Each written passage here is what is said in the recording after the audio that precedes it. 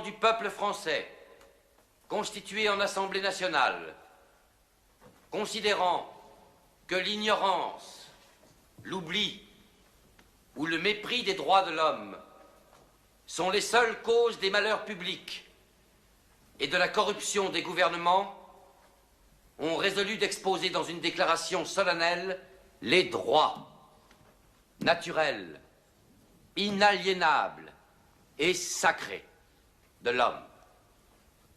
Je vous demande de vous lever, messieurs.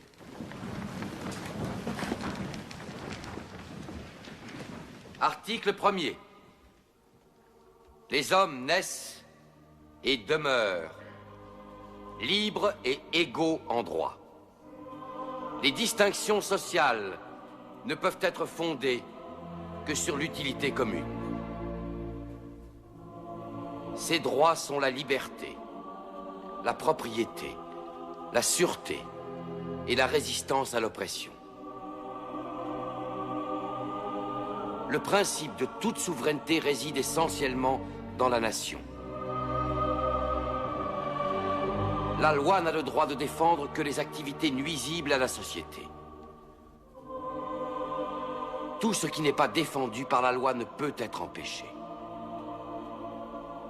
La loi est l'expression de la volonté générale.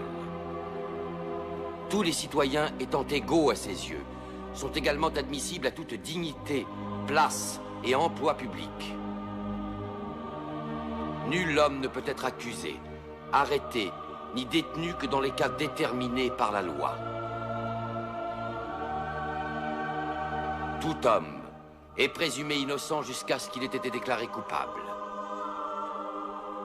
Nul ne doit être inquiété pour ses opinions, même religieuses. La libre communication des pensées et des opinions est un des droits les plus précieux de l'homme. Tout citoyen peut donc parler, écrire, imprimer librement, sauf à répondre de l'abus de cette liberté dans les cas déterminés par la loi. La garantie des droits de l'homme et du citoyen nécessite une force publique. Cette force est donc constituée pour l'avantage de tous.